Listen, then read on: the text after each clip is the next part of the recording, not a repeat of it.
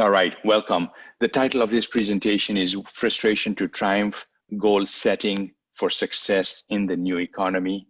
My name is Salim Omar, and I want to first acknowledge you for being here. A lot of practitioners are sitting around, they're waiting, or they just aren't bold enough to start moving past the pandemic, looking forward. And you chose to be on this webinar. That tells me a lot about who you are, and that this is important to you. You're ready or you're considering to move forward and to take action.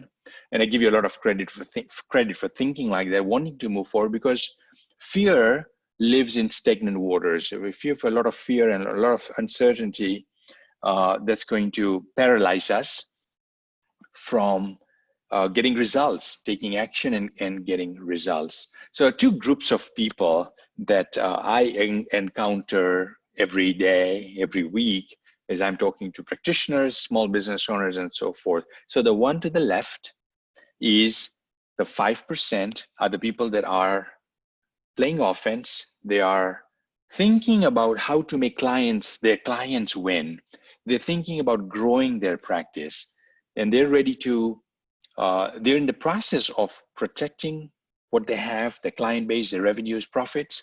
They're pivoting and they're adapting to the new environment. And I call these people the fighters and the leaders. Now to the right, and you see this deer in the headlight kind of a stare, caught in a state of shock, is unfortunately most of the practitioners. And there's a benefit for you there. If most of the practitioners, if you moved, for you to be in the 5%, you're going to be in the, it's going to get lesser crowded as you climb the ladder, right? So if you're in the group on the left, there's not as many practitioners, right? Lesser competitive. Most of the people are hanging out in the 95% group, and they are playing defense. They are continuing to operate their practice the same way, maybe small incremental changes. They are retreating. They are thinking about cost cutting and saving, and they're shrinking. They've let people go. They're trying to minimize their payroll. And these, unfortunately, are the people that are waiting to be rescued. They want to be served. Instead of being the fighters and leaders, right? So one on the left is being proactive. The one on the right is being reactive, waiting for, hey, what's government going to do? Who's going to help me? Why am I in this situation here? And so forth. Now, I'm curious, which group do you identify yourself with? The 5% or the 95%? It's what you believe to be right. There's no right or wrong answer, but I want this to be interactive. I think you'll get the most from our time together, and it'll just be fun. So take a moment and type in, which group do you belong to?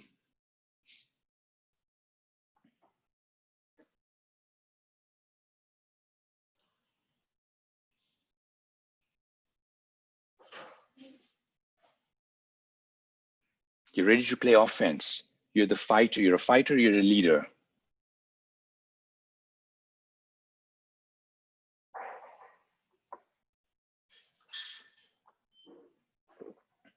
All right. So 99% of you said A, you want to play offense. And as I said, there's no right or wrong answer. It's the answer that sits well with you. And you want to be in this 5%. And I think you're in the right place if you say 5%, because what's going to happen is that this webinar, this training is going to speak to you. It's going to speak to those that are in the 5% group. If you're in the 95% group, and as I said, majority are in the 5% group. If you're the minority that's in the 95% group, you're here because you want to make the change. You're on the fence. You're not sure. You're uncertain about it. And hopefully some of what I'll share with you is going to resonate with you. It's going to get you thinking about moving to the 5% and taking benefit of what the 5%ers are doing. All right, so this is a very quick thing. What are you most excited to get from this session? Kind of getting a read from you. so that I can customize this training as best as I can to what you want to get from it. So what are you most excited to? What would be the one question you want me to address? The one thing that you'd like clarity on, the one thing you're not sure of, the one thing that you're going to put it out there. You're going to be bold and courageous, and you're going to think in the moment now and say, all right, what would I want to get in the next 45, 50 minutes? And so take a moment, folks, and type that answer in, and then I'm going to share what came in, and we'll dive right in.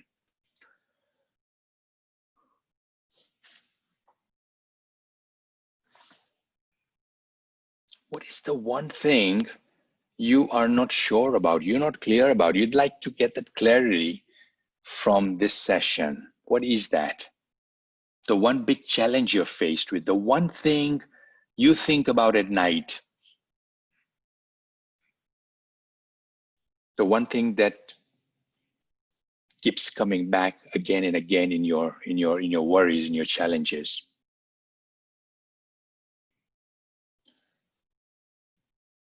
Okay, good. So if you're typing in, please continue do so. I'm quickly going to read, and we'll make sure that we just have an amazing time together with addressing why you're here as well. Jessica saying, I would like to double down and spend more now, but firm finances not sure if we can. Trying to balance between desire to be 5% and upper management fears about money. Wording and graphics that will help me to illustrate why we need to move forward with messaging even as our budget is shrinking. Awesome. Well said there. We'll make we'll make sure we address that. Thanks for putting it out there, Jessica. Neil saying, how do I get myself to move forward? All right, awesome. Deborah saying, what's the best move for a tax accountant? And Deborah, are you a practitioner already, or are you looking to start a practice? Kind of put that out there. Frank saying, what are clients looking for? What are clients looking for? Awesome, absolutely, we'll address that. Another Frank saying, what area of goal setting have I not thought of? Is it a broader question than I currently understand? Awesome, beautiful. We'll talk about that. Jessica saying, I just want to move the needle on thinking. Also need language to convince attorneys to take on more proactive business development strategies. Awesome, beautiful. Ali saying profitability. Rudy, does cold calling still work? Awesome, great, beautiful. Good stuff there. We should have a very meaty and good session ahead of us, folks. Let me just quickly get into many of you, you guys have known my story. You're on my list. You're in my inner circle. So somehow, somewhere, you've either read my book, been on a webinar, got my emails, and so forth. And very quickly, I'm going to kind of spend like 30 seconds on this. I've come from a corporate background before that, BDO Seedman, and then a corporate CFO, had a 6-figure salary, was working in a beautiful building across Central Park in New York City. I started my practice 24 years back, and it just did not go as I planned. I went $100,000 in debt in those first 5 to 6 years. And I had a revolving door with employees, poor quality clients, and I was just working long and hard, and I wasn't getting far.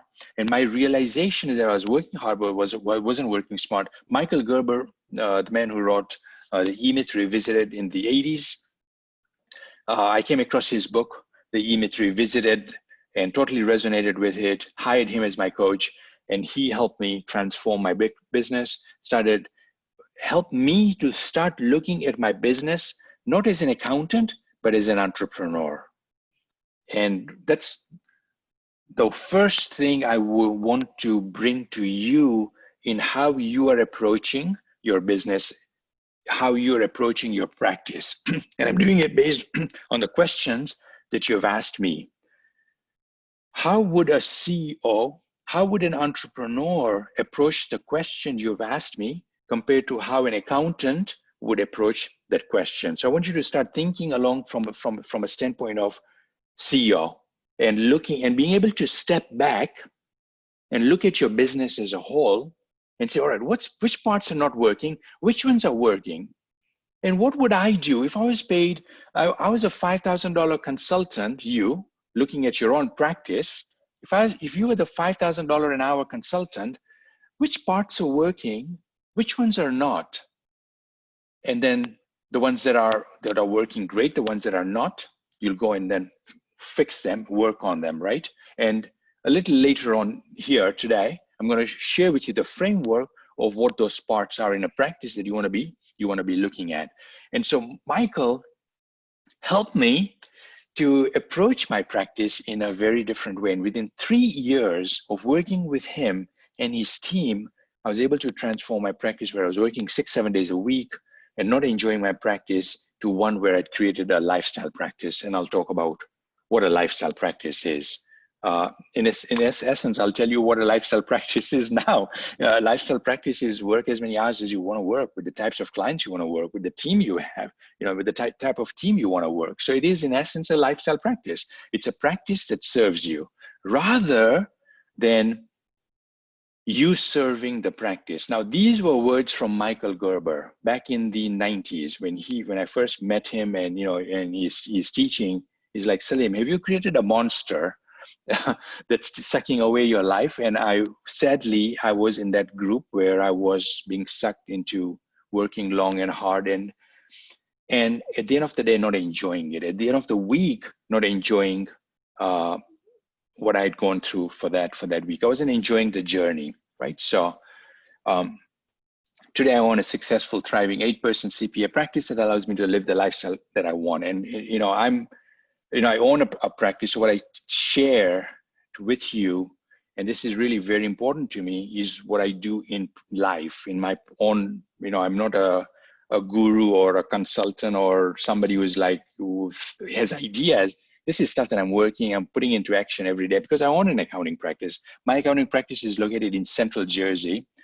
And now when I talk about a lifestyle practice, I've got a residence in Florida. I think I said that earlier at the beginning, right? I've got a residence in Florida. I've been here for 3 months. I've been to my practice for 3 months. My practice continues to run very efficiently, profitably, successfully. And none of what I'm sharing with you is to brag, because that does you no good. It does me no good. But it's really to make a point that if you wanted to create an entity, an organization, an accounting practice that is thriving and successful, and you playing just a part of it, but it being run independent of who you are and what you are, that is super powerful. And I hope you're here, on this call, on this webinar to, and some of this is resonating with you, that you like saying, you know what, this is exactly what I want to do. This is what this would really make a lot of sense for you in your life.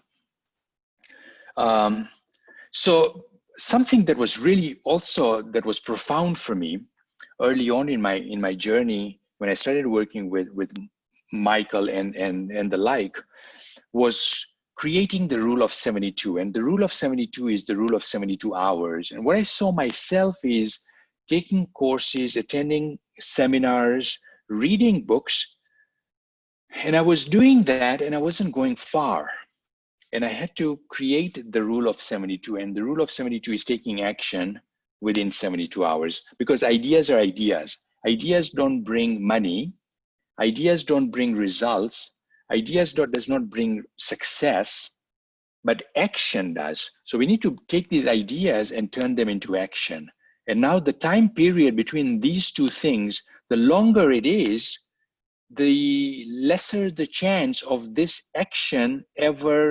idea ever materializing into an action, because it's going to get forgotten. It's going to become a distant memory. So we need to get this as close as possible. Idea, action, idea, action, right? And so action meaning you want to move forward in the direction of implementing the idea.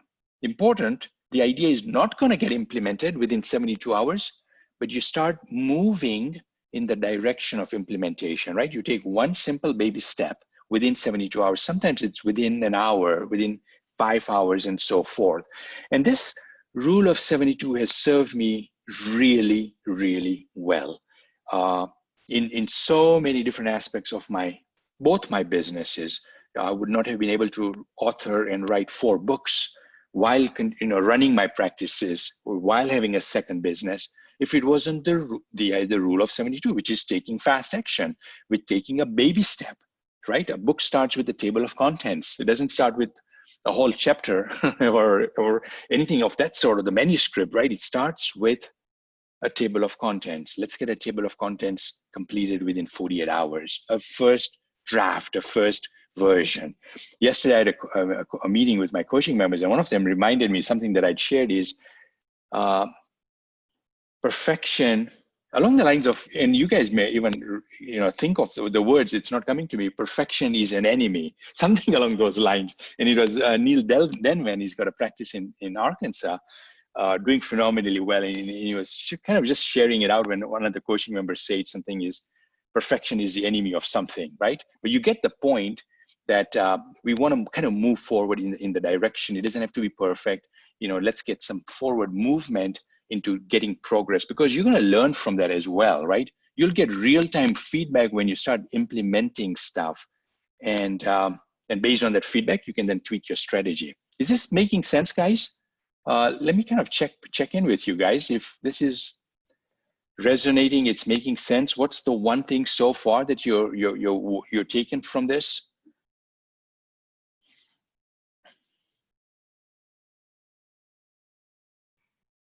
What's the one thing that has resonated with you? What's the one key takeaway for you so far?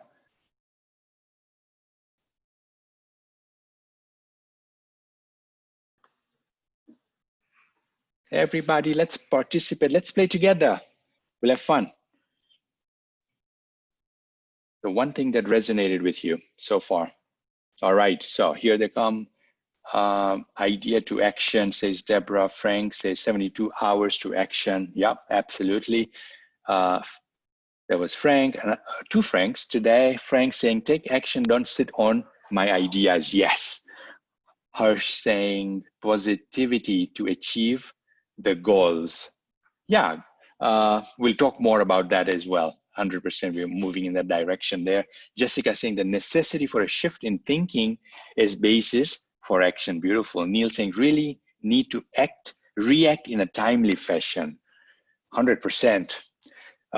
Time is super important. Otherwise, the idea becomes distant, becomes an idea.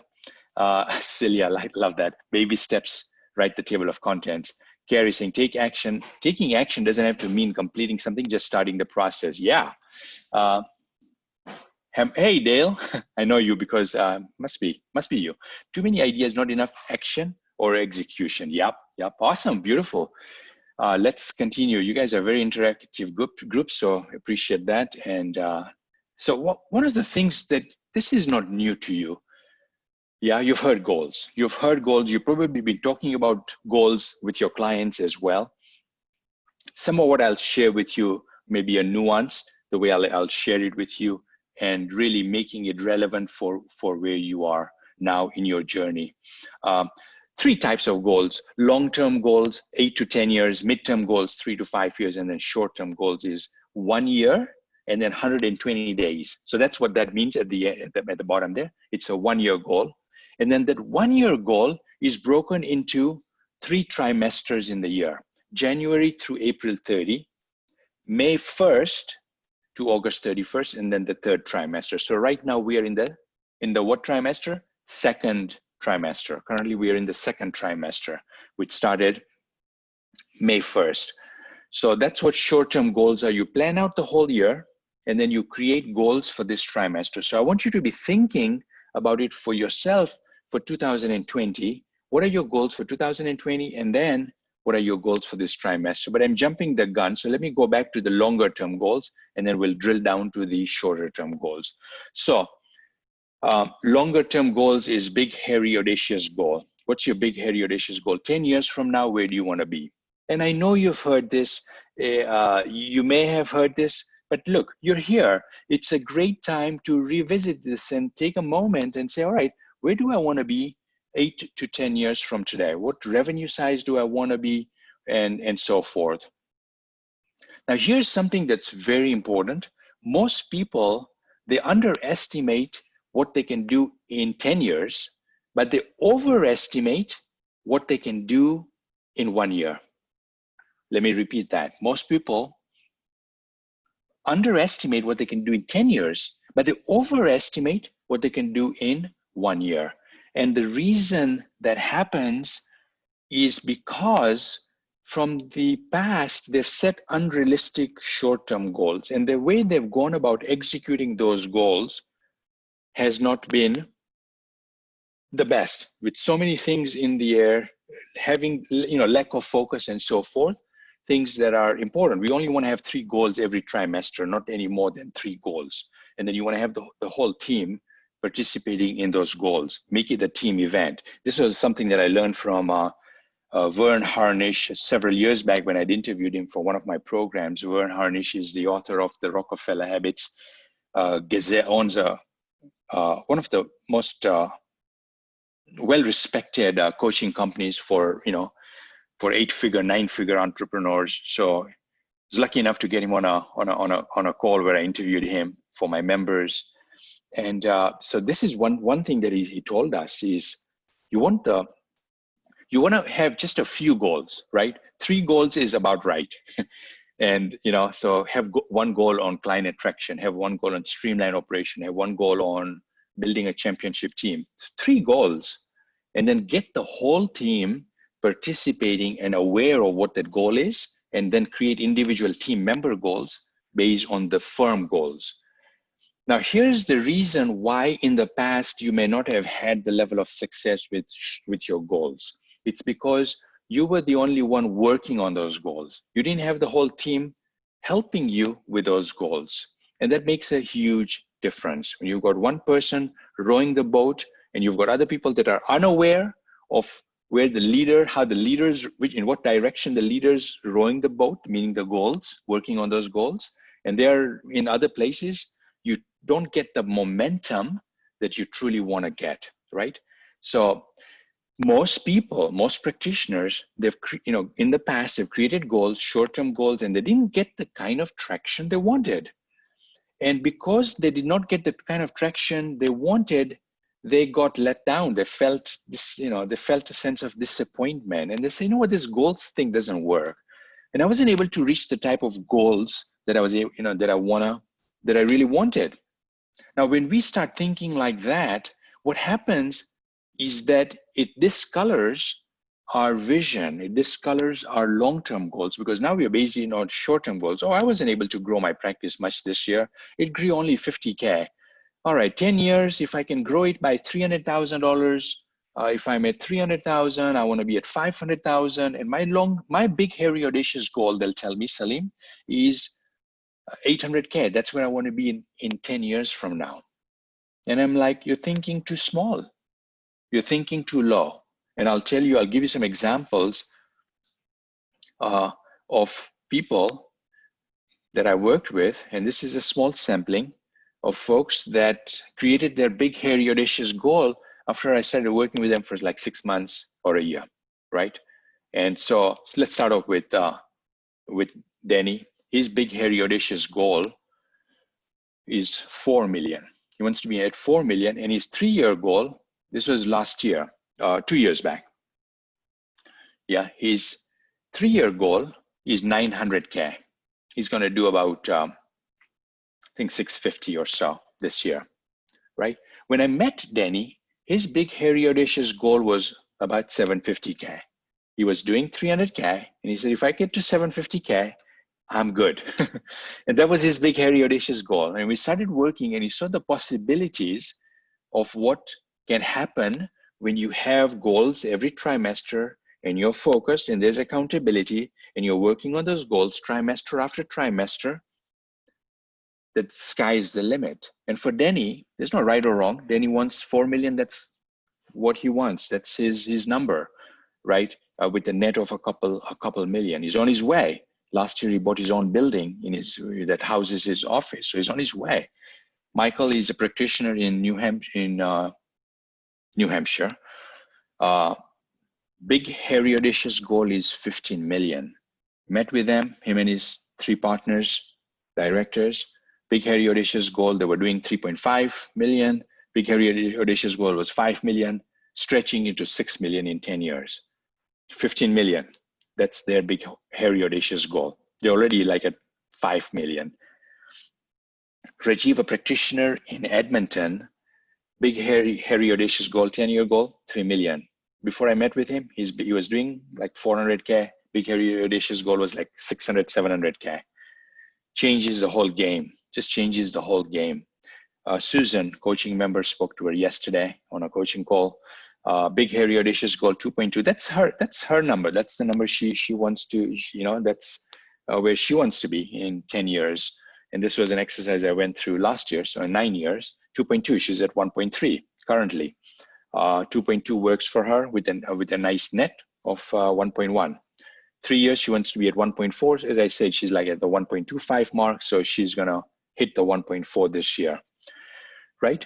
So for you, what's your big, hairy, audacious goal? Where, if you do this right, and I'll share with you the framework of what are the things you want to pay attention to. And let's assume that you do this right. From this point on, yeah, you pay attention to the areas that need to pay attention to, and you've got a kind of the plan. What do you want your big, hairy, audacious goal to be? What is that number for yourself? Feel free to share it in the chat thing, but I'm asking you this question. It's kind of a rhetoric question because I want you to think about it. I want you to think about it and start internalizing that, hey, I want to be at 4 million. I want to be at 3 million. I want to be at 6 million. I want to be at 1.5 million, whatever it is. Yeah, what is that goal? And it'd be great if you know what that is, because once you have that goal, once you know what the destination is, we can then start moving in the direction of towards it, right? So what's your big, hairy, audacious goal? And once we've got our big, hairy, audacious goal, 10-year goal, then from that, we reverse engineer and we create a strategic objective, which is a 3-year goal. And from that, we create a 1-year goal. From that, we create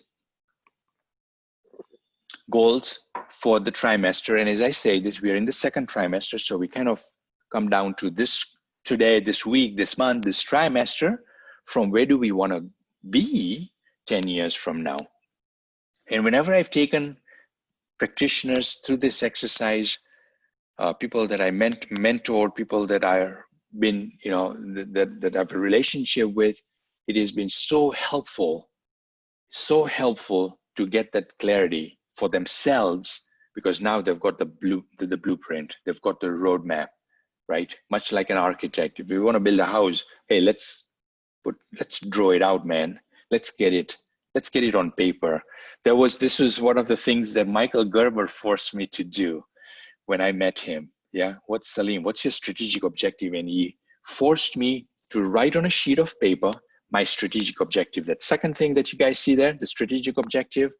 3 years from now, he said, Salim, I want you to envision what your practice is going to look like, act like, feel like 3 years from today. If Michael Gerber walked into my practice, what am I going to see? What am I going to hear? What is going to meet my eyes? What am I going to observe? What type of clients are you working with? Who are the people that are working with you? Who are they as people? How systematized is it? How streamlined is it? You as the owner, what are you doing in the practice? What are your revenues? What's your net? He kind of forced me to think of all this stuff and put it down on one sheet of paper in a matter of 5 paragraphs. And I did that. It wasn't easy. It took a few writings, lots of editing, right? First time, get it down on paper first, do a brain dump, get it down on paper. It's not going to be your best thing yet, but you got it down, right? It's your version 1.0. And then you tweak it, get a few of the people around you, read it, look at it, get their feedback. And after a few iterations, you'll have your roadmap, a good enough roadmap that you can start working on it. Exactly how I went about doing it.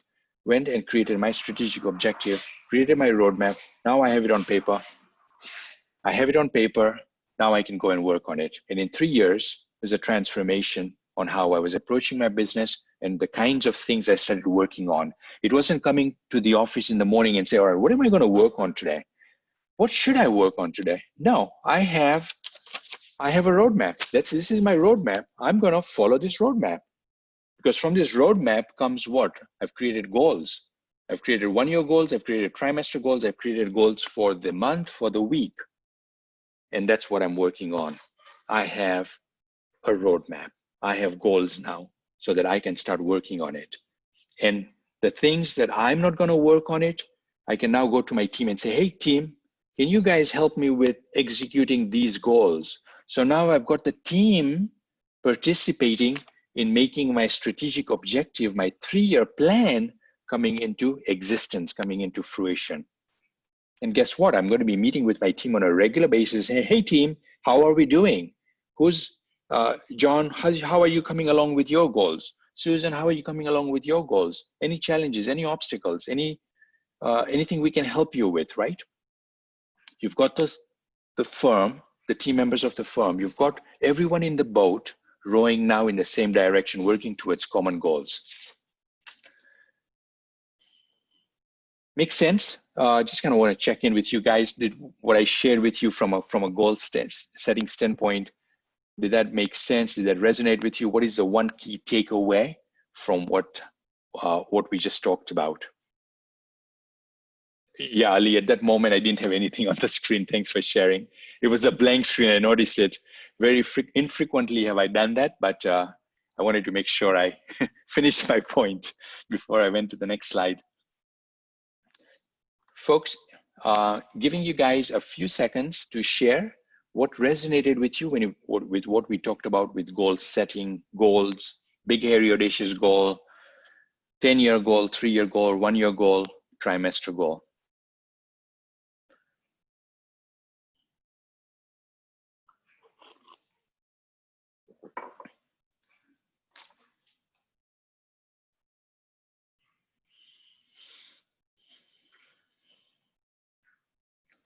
Big ahas for you. A reminder, perhaps, something you want to, that's come now top of mind, that's become top of mind for you from what you've just heard.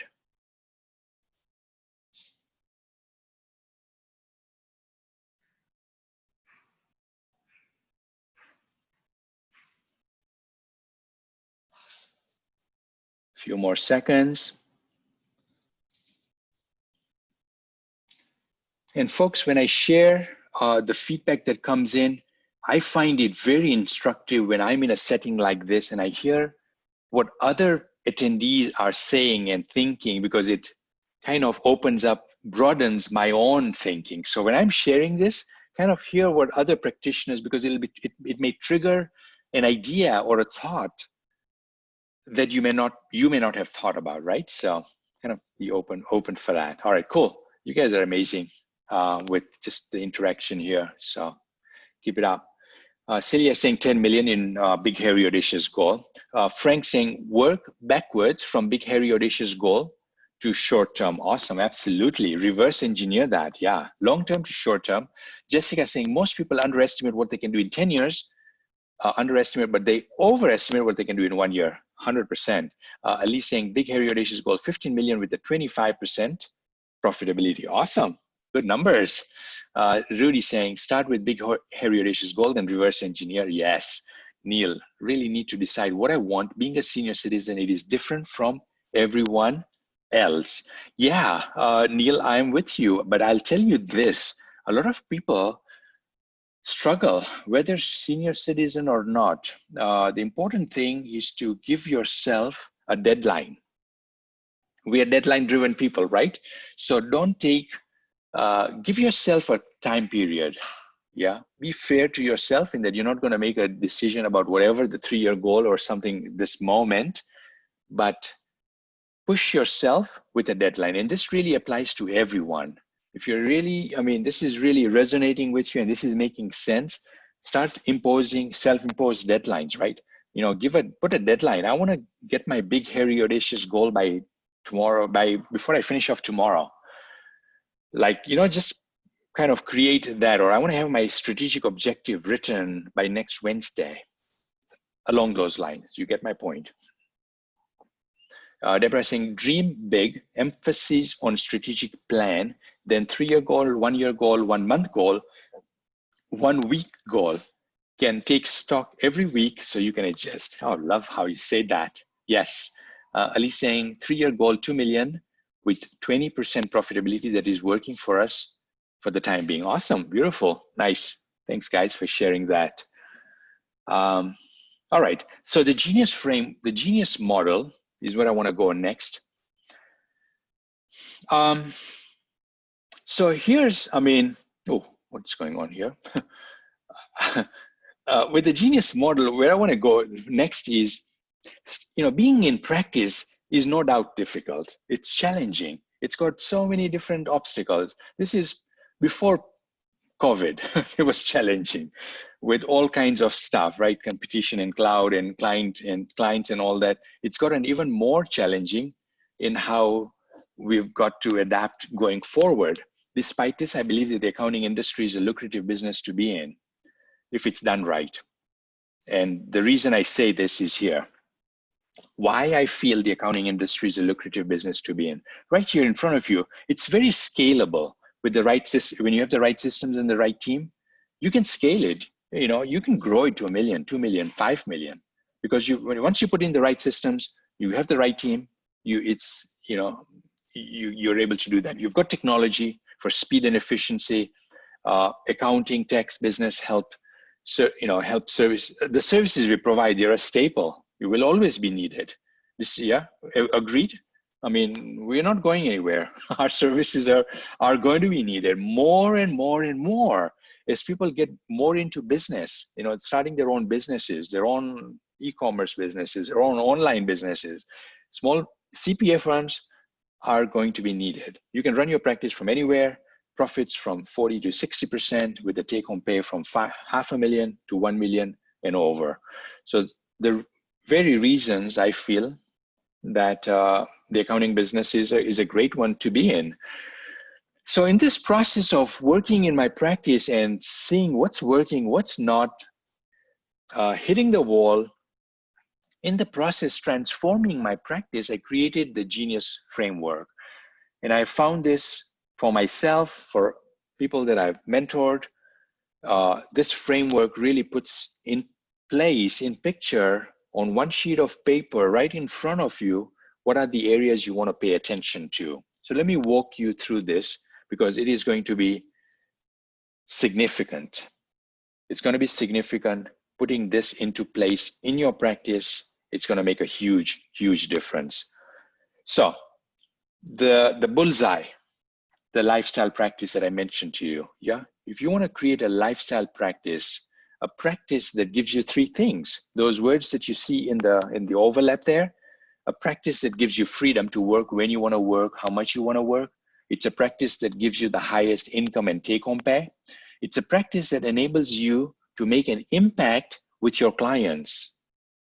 If you're looking to create a lifestyle practice that gives you these 3 things, then you want to pay attention to 3 areas. Client attraction, bring in the right type of clients at the right fees, having a championship team that's on the same page that can take care of these clients like you would, giving you what? The freedom to work as much as you want, right? And then the third thing is having a streamlined operation, having documented systems and workflow so that the work gets done consistently, predictably, without you being in the mix all the time. So you got to pay attention to 3 areas: client attraction, championship team, and streamlined operation if you want to create a practice, a lifestyle practice that gives you freedom, income, and impact. Now, within these 3 areas, the outer layer is what I call practice accelerators. And you'll notice that there are 3 practice accelerators within each area. So for client attraction, you've got filling up the pipeline, fill up the pipeline, create a funnel, create a way for people to find you, marketing, that come into your funnel, raise their hand and say, yep, this is interesting what you're saying. And yeah, so you create the funnel. So you got the right type of clients that are resonating with your message, raising their hand and saying, yep, I want to take it to the next level of getting to know you. So fill up the pipeline. Second is building authority, a great way to differentiate yourself. So building authority and then skillful conversion. Once you're sitting in front of a prospect, you want to convert them as a trusted advisor rather than a salesperson, rather than a used car salesperson, right? So it's not about selling, it's going to be taking them through this process, which has to be, and that's what skillful conversion is. So you want to get 3 practice accelerators installed, implemented in your practice to have client attraction working well. Streamline operation, we've got 3 practice accelerators there, the right fee structure, providing a 5-star Ritz-Carlton service, and then automation, bringing automation in place. With the championship team, the 3 practice accelerators there are creating a winning culture, smart hiring and team development, and then setting goals. The goals we talked about, big, hairy, audacious goal, 3-year goals, and so forth, right? 10-year, 3-year, 1 year, and then trimester goals. So this is what you want to be thinking about, the 3 areas. Now, having been doing this for now 11 years, working with CPA firm owners for 11 years. And what I've noticed is that practitioners, they'll pay attention to 1 area or 2 areas, but you need to pay attention to all 3 areas, much like having a stool, a bar stool. You have 2 strong legs, 2 sturdy legs, but you don't have this 3rd leg is wobbly or doesn't exist. That stool's never going to sit right. Or if you work on 1 leg and not the other 2, you need all 3 legs to be solid, to be sturdy, for this stool, for your practice to work the way you want it to work, for it to serve you, which is creating the lifestyle practice. Now, I want to take you to the next slide. And what we're going to do is I want you to identify which areas are red. Circle the red ones is where you are stuck. Yellow is where you're in between, you're doing okay. And then green is you're doing great. And I want you to take a moment now and sit and think for yourself, which are the areas that you're marking red? And you're saying, man, these 3 areas or these 2 areas or these 5 areas are just not working as well as I want it to be. What are those for you? And I want you to put that in the chat, what the red areas are for you. No right or wrong answer. It's what you feel, what you believe is true, right? So kind of take a moment and write in the chat which areas are red for you.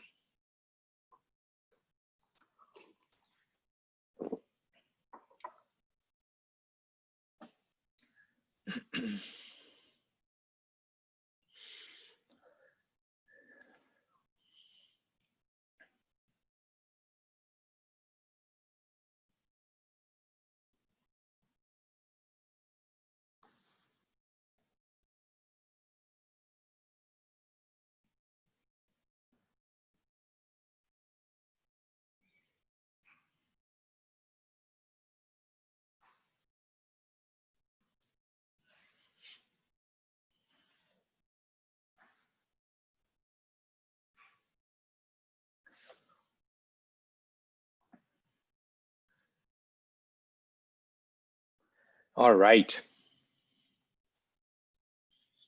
Folks, everyone participate, guys, ladies, men, women, people, colleagues. What's the red area? 1 area. Which is the 1 area you're like, man, I wish I could better this. Or look at this responses coming in here. All right, let me start reading them out. Again, instructive to hear what others are saying as well, right? So I'll share yours, but then you'll hear what others are struggling with. So you're not alone in this. We learn collectively. We learn as a group here. All right, where am I starting? So many questions have come in.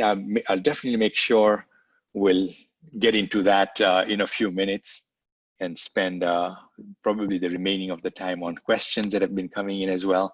Hey, Jigna, saying goals pricing, filling up the pipeline, systems. And I know you and I have a strategy call, I think tomorrow or Friday. Tomorrow is Friday, and looking forward to helping you with your goals and all that stuff there. Cool. Thanks for sharing that. Frank saying pipeline, winning culture, goals. They're all red. Cool. Ali saying smart hiring, winning culture, 5-star service. Make note of what you guys have written here, because then you can start working on this stuff. Celia saying smart hiring, winning culture, filling up the pipeline, and pricing. Awesome. Thank you for putting it out there. Frank saying pipeline is the closest to red. Someday it's smart hiring. Got it. Cool. Yatela saying systems. All right. Ali saying red one. Okay, got it. Yep. Carrie saying systems, smart hiring. Neil saying think. I'm in red in all areas. Save my knowledge in all areas. Save. I don't know what that means, Neil, but you see more red. And hey, thanks for putting it out there. Harsh saying filling the pipeline and then winning culture. Awesome. Good. Again, no right or wrong. It's you identifying. All development, all improvement starts with a self-assessment, right? We gotta kind of create that benchmark. We can't improve something when we are not looking at, we're not, open enough to kind of say, you know what, this is my weak area. It's gotta start with identifying that weak area and making that self-assessment. So kudos to you guys for sharing what could be red areas. And I think really, frankly, honestly, every business that's improving, they're constantly looking at those areas that are not functioning optimally. And every business has areas that are not functioning optimally. And it's identifying what those are and putting a plan in place to then, to then address those. All right. So I mentioned Denny the other time when he was the big, hairy, audacious goals. I've got a slide on him here. I had a strategy call with him a couple of years back. He's been in my coaching program. He's in the second year. And then he's got a practice in Morgantown, West Virginia, small town in the boondocks in a way. And I met with him in 18 and he was at 320K. Now, what was happening with Denny is that he had created a practice and he said, Salim, this is all I can do. I don't have any more hours in the day. I'm working hard and long. And he's doing 320K. And we started, and he didn't have his team in place, not systematized and so forth. Started working together. Last year he did 510K, so as you can see, close to 200K increase. But the important thing is bringing in, signing up the right type of clients at the right fee structure.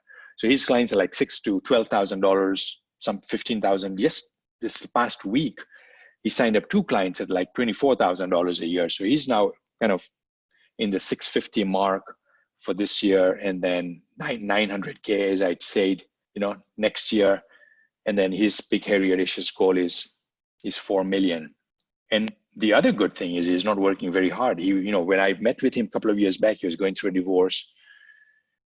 Things were kind of in a mess, from that standpoint. He got remarried, bought a building where his practice is housed, like just got a plan, a solid plan, and confident and certain of the direction he's moving in, and not working long and hard like he was. It's like now a 30-hour or 40-hour practice, which is what he enjoys, the way he enjoys it, doing the work he enjoys doing. So it's working in it and then working on it as well. He's built a great team of team of people. Brought in a number 2 in his office who's like doing a lot of the day-to-day stuff, a younger person and so forth. Not that Danny's very old himself, but yeah. So this was kind of something that he did. Same stuff that we're talking about, guys.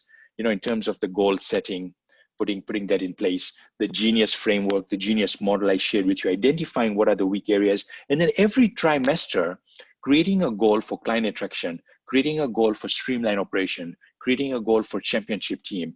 And it's that forward movement, like clockwork, every trimester in, trimester out, working and making that improvement. So we're not looking for like huge overnight successes. And I want to be the last one to tell you that that's what it's going to be. That we start working together and it's like, yeah, tomorrow or next month it's going to be a turnaround. No, it's not. We got to be just sensible about it, right? But when we are, we to get to see our big, hairy, audacious goal actually happening in front of our eyes. We see it happening, the firm growing the way we want it to be. And as an entrepreneur, I don't know if there's any more pleasure that we get from having created a business that is growing and succeeding, and not only from a financial standpoint, but really from a place of making an impact with clients, with the team members, with the community that we live in, we do business in, and so forth. I mean, anyway, this is the kinds of things that excite me as an entrepreneur. Yeah, numbers is good, the revenue is the net and so forth, but I want the other things as well in terms of giving and contribution and so forth. On the team, I want to kind of share a couple of things. Really, one important thing when it comes to the team, because it's so important, it's so crucial. When it comes to the team, and you can see the acronym there, team, together, everyone achieves more. And that's so important. So important, because it's so difficult to do much with one person. You just like, there'll be a glass ceiling. You can't do much. You just won't enjoy the potential, the kind of potential you can when two people collaborate, and then 3 and 4 and 5 and 10. It's just a whole different ball game. The ideas and how the dynamics work when you've got a team of players that are all on the same page, that are all working together as a team, right? And this becomes a big differentiator from one company to another. That becomes the distinct advantage that one firm is going to have over another, a team that works. Because a team that's functioning in a company, this is a company that is going to be innovative. Tomorrow is going to be different from today, but you've got 3, 5, 7, 10 geniuses all working together and creating their genius. They're bringing their own genius, but with what they're bringing, 1 + 1 is 11, right? That formula is what's happening. And when you've got a company that's like that, it's innovative, because they're looking at things and like questioning and saying, hey, can we do this better? Hey, why don't we do this? Or why are we doing this way? Because we've always done it is not a good enough answer. They will start, right? Everyone questioning and working in that format. And then you've got, two firms that can be similar, but then one really takes off because they've got that team in place. Now, the important thing when it comes to team is having a communication platform. It's one of the important things. It's not the only thing, but it's an important thing. And this is something that you can start right away, is creating a communication platform. And what a communication platform is, regularly meeting with your team members and having an agenda and talking about what's working, what's not, and developing that platform and doing it regularly, consistently, and coming with the right intentions of bringing value and receiving value, sharing and hearing and listening and collaborating with others. And when you have this type of a communication platform and you're meeting on a regular way, every week. And I've been doing this for like 4 or 5 years, and my team members have said, man, how did we exist without this before? Wednesdays is my team meeting day, where I've blocked out, that's the day I work in my practice. I work 1 to 2 days a week in my practice. Wednesday is one of those days, and it's meeting with my team, and team meetings, one-on-one meetings, and so forth. And it's my best day. I enjoy it a lot. I get informed, I share, and it's just incredible because everyone gets on the same page. And so meetings help you to live your core values, share progress on goals and objectives, brings about accountability, stay informed on what's going on in the practice. Everyone gets informed, and it's a great way to coach and develop and lead. So this is something that you can do kind of like right away. You don't get it on the calendar, and everything else revolves around it, right? So the meeting is set in stone. Yeah, client meetings, nothing kind of gets in the way. We set that meeting for me. It's Wednesday, 11 a.m. It's a team. It's a team meeting that I have, and it's set in stone where the team gets together. Everyone knows about it, and everyone's ready to share and contribute and so forth. So something that's really worked well for me in my practice. All right, so what I want to do, my goodness, I want to get to questions. I want to share. If you want to take this conversation from ideas and what we are talking about to implementation, execution, I invite you to a one-on-one strategy session with me. So I quickly want to give you the opportunity, the link to do that if you wanted to take me up on it. And then I want to spend the rest of the time with questions. Now, here's a slide that is super important.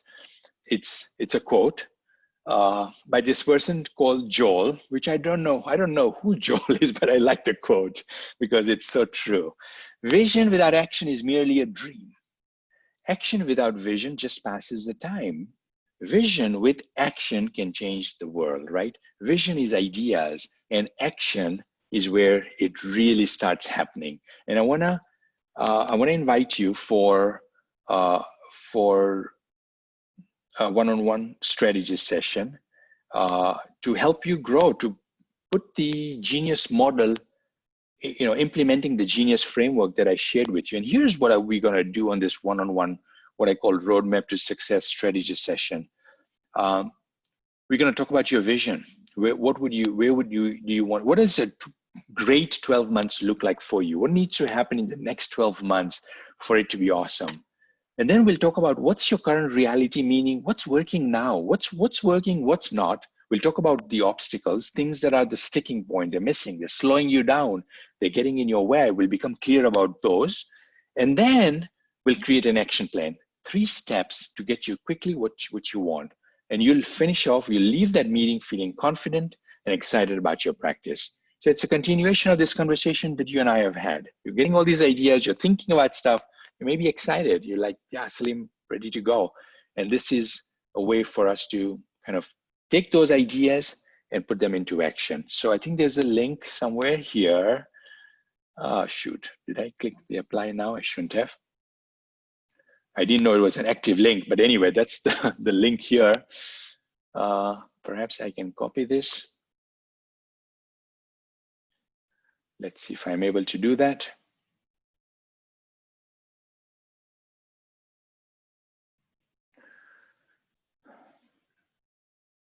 I'm going to put it in the chat.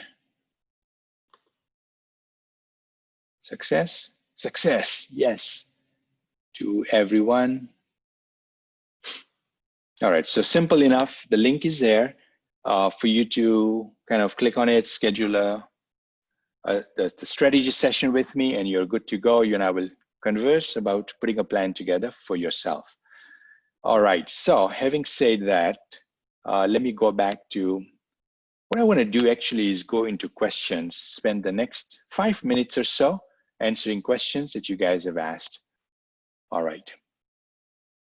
So folks, please do that. Take a moment, ask your questions. I'll do my best to get through as many as I can in the time we have.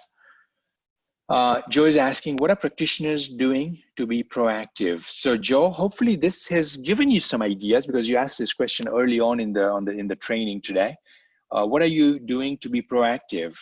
What can you be doing to become proactive? And the best way to be proactive is to communicate to 2 constituencies, right? Your clients, communicate with your clients and communicate with your team. So that process has to really be fluid, and you want to set aside time for yourself or your team members to be conversing with your clients, asking them what's going on, what are their challenges, really helping them through their challenges, right? Because for many of them, it could be survival mode. Some businesses have grown. I've seen that in my own firm, where they've gone 3 times, 4 times, depending on the industry they're in. A number of them have been challenged, and it's us as the CPA provider as their CPA to really help them through that process. Joe is asking, how do you sell additional services when business owners are hesitant to move forward? Great question. Man, I tell you, there's never been a better time to get into advisory. It's never been a better time now to get into, to have conversations or change the way you were positioned to how you want to be positioned going forward, right? If you were positioned in the past as a CPA that is more compliant and historical, this is now a great opportunity to kind of change that and adapt uh, to being the person, the CFO, the controller, providing controllership, CFO services, advisory services to your clients. Because if your clients are not doing cash flow forecasts, 8 weeks, 8 week is what I teach. So I've heard 13 weeks as well. But some sort of a cash flow forecast, if they don't have that, you're not kind of, in the conversation with them, they're running their business, with one hand tied behind their back. And so these are the types of things that are going to come up in conversation with them and then advising them and then pivoting to helping them with that. So you could take a compliance service with a client, a compliance service package, and change it into compliance plus advisory plus CFO type of work. I've got one coaching member that generates a few $100,000 just from CFO work in his practice. He's on the West Coast, Jeff. He signed up like just a couple of clients in the last couple of months, paying him close to six figures, like 60,000 or somewhere there. He had a couple of clients, and then he added a couple new clients paying in the range of like 60 each. So pretty impressive, pretty amazing. Peter's asking, what are some red flags for you when you're meeting with a prospect that tell you that they may not be a good fit for you? Like, would you have dinner with them, Peter? Would you spend a couple of hours having dinner with them? And if the answer is no, then that your gut is telling you, and you want to listen to your gut, that this is not the right client for you, and you will save yourself a lot of aggravation.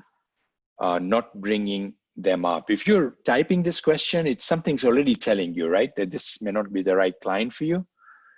And if you take them on as a client, do it for 3 months and say, hey, we're going to reevaluate. Love it or leave it from both sides. Yeah, have the love it or leave it clause in the agreement. If we don't love each other after 3 months, either way, we either one of us has the ability or the right to pull out from this agreement or from this relationship. Or maybe it's 1 month, love it or leave it. Have that in the equation. All right, questions, folks. Lots. I mean, the other questions I know I've seen, so let me quickly go through that. Has this been good? What's been your biggest takeaway today? While I'm looking for some questions. What are clients looking for, Frank?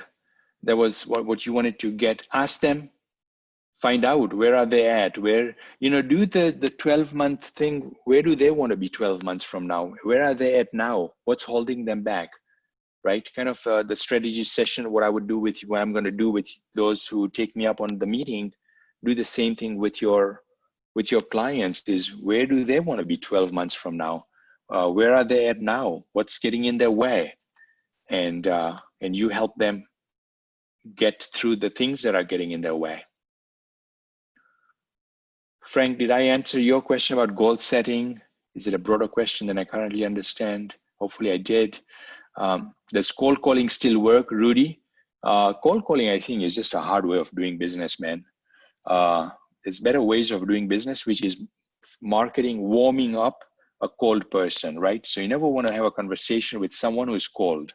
You want to have a conversation with someone who's warm.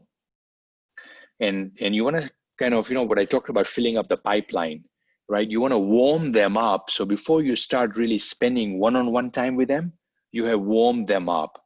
They know about you. They've learned about you. They know what you're about, who you're about, what you're about. I mean, just being very transparent with you guys. All of you guys on this webinar, you're not cold for me now. You're on my list. You're on this webinar. We've built some kind of a relationship through it. And when I speak to you one-on-one, you know, it's not going to be a cold thing. It's going to be a warm thing. We've got to know each other. You've got to know more of me. And similarly, when you're meeting with a prospect in your accounting firm, you want to meet with people that are warm, people that have been warmed up through the marketing that you do, whatever that may be, a webinar, a lead magnet, a special report, and so forth.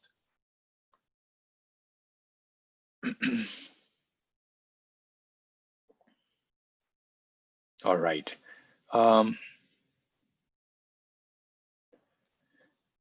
Ali's asking, what's your opinion about social sales, and especially when LinkedIn as a lead generation, building authority, and brand building? It's awesome.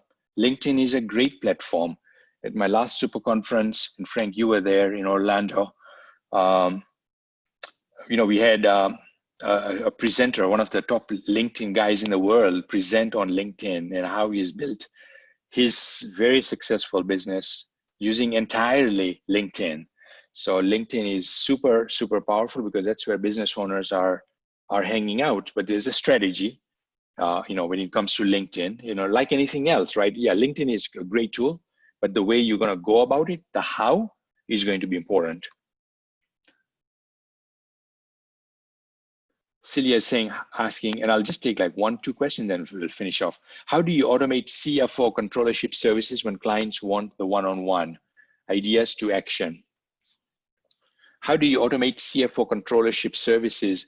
So that can be challenging. If you're the person, so this is a case in point with Jeff, my coaching member on the West Coast, Jeff Huang. He can take, and we had this conversation on Monday, is, you know, leveraging, you know, he wants to increase, he wants to scale his CFO business. His other part of the business is doing like 600K or so, or something along those lines. And then he's got the CFO part that's doing a few $100,000, and he's involved. He's now brought in someone who's helping him with the CFO. But what he's doing is, and this is the conversation I had with him, he is systematizing and documenting everything that happens in the CFO, so that it's got now smaller pieces, and he can get his other staff who is not as well versed in CFO services. He's able to give them pieces so that they can help him execute on smaller pieces. While he overlooks everything, he's able to start feeding and delegating the smaller pieces. So he's got everything systematized and documented. Hope that helps you get some ideas there, Celia. All right, folks, this has been incredible. Thank you. We went a little over time, but I hope you got a lot from it. Let's finish off here. For those of you who are gonna schedule a strategy session with me, looking forward to continuing the conversation with you. Thanks for taking the time out. Thanks for being such an awesome group. So many questions, so many different insights and so forth that came from it. So appreciate that. And with that said, yeah, let's finish off. You guys are all welcome. I see all this good stuff coming. Thank you. Appreciate it.